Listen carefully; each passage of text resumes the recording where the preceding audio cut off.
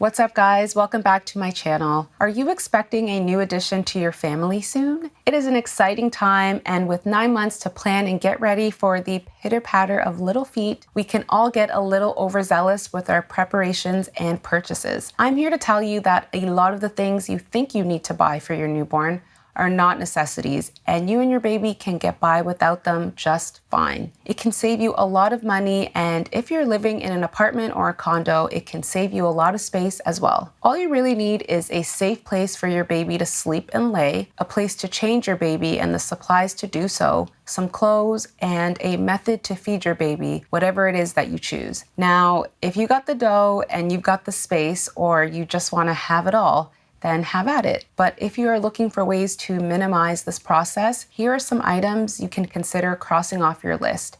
And if you want to know what the biggest money saver for you can be, stay tuned because I'm going to be getting into that very soon. The first unnecessary item on the list is a motion swing. There are tons of different motion swings on the market right now. They all range in price. Some are upwards of $500.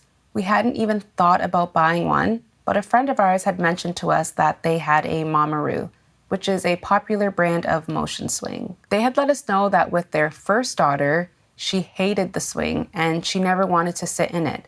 But with the second baby, she pretty much lived in it. So clearly it's different strokes for different babies here. They were kind enough to lend us their swing for our daughter when she was born, and we found that she was indifferent to it. It wasn't something that she really enjoyed, but she would sit quietly in it at times. But for $500, it's definitely a purchase we felt like we wouldn't have needed to make. We could have used any other item for her to rest in or sit in while we needed a break from holding her all the time. And on top of that, I believe with Mamaroo, there was some type of recall that was associated with the straps that hang from the bottom that are used for the seatbelt. So if you are considering a Mamaroo, I would strongly suggest that you not only look into this recall, but you make sure that while it's not in use, all of the straps are tucked away to ensure that your baby is safe at all times. So if you're looking to save some money on a fairly large ticket item, then a baby motion swing is a good place to start. Another item you can do without is a baby food processor. If you like to eat and get down in the kitchen like we do,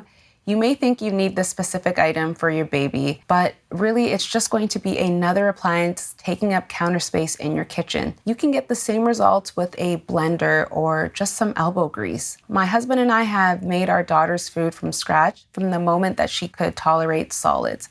I would puree foods, or a lot of times we would either steam or boil her food till it was really soft and mash it up with a spoon or a masher. Making your baby's food from scratch is very time consuming. You need to consider if you even have the time to be making food from scratch. Many parents opt to buy pre-made food because it's just a lot more convenient and it fits into their lifestyle. Of course, there are health benefits that are associated with being able to make your baby's food. You don't have to worry about preservatives. You know what's going into it, but life happens and you have to do what you have to do to make your daily schedule work. A third item that you don't need but is very popular with parents is the Diaper Genie. The Genie is a diaper disposal device that helps you manage and store your baby's dirty diapers until you're ready to take them out. When the Diaper Genie's bag is full, you can easily cut it out of the bin, tie it up, toss it out, and get the next bag ready. It takes refillable bag cartridges that you can buy from Walmart or Amazon or anywhere where they sell the device, really. The beauty of the Genie is that it's supposed to keep odor at bay while being able to store a ton of diapers. They even have some scented bags, which is really good. We had thought about purchasing the Diaper Genie, but my husband didn't think we needed it. We ended up getting it as a gift from my brother and his wife, which we really appreciated, so we ended up using it for a good while. We did see some benefits of having a dedicated central trash bin for diapers, but it really didn't add to the efficiency of getting rid of dirty, smelly diapers, which is what the Genie is supposed to do. Since we live in a condo, we were throwing out our dirty diapers at the end of each day anyway, and we never wanted to keep them any longer than that. Otherwise, our place would just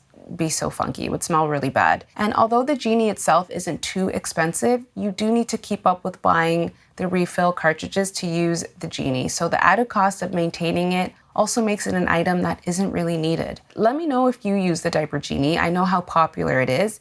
And let me know how it's been for you in the comments below. I would love to hear your experience with it. The next item isn't an item that you don't need to purchase, but it is something that you don't need the most expensive or the most fancy of, and that is a bassinet. When we started to buy baby stuff, the bassinet was one of the first things that we started to shop for, because from the moment you bring your baby home, they will be spending a lot of time in it. Now, with that being said, you also don't use the bassinet for very long.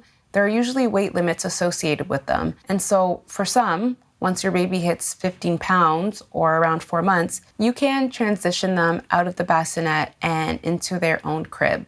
We had looked at mid-range bassinets to start, and to be honest, each one had its own flaw that we didn't like. In the end, we went with a pretty basic bassinet. I would say the most important thing is that it's sturdy, it's comfortable for baby, and that it's ergonomical. Ergonomics is a huge thing when it comes to shopping for baby gear. It doesn't matter how fancy or expensive it is. If it's not going to make your life easier, then why get it? My husband and I are both on the taller side, so it was really important that the bassinet was a good height. It's already challenging when you first become parents.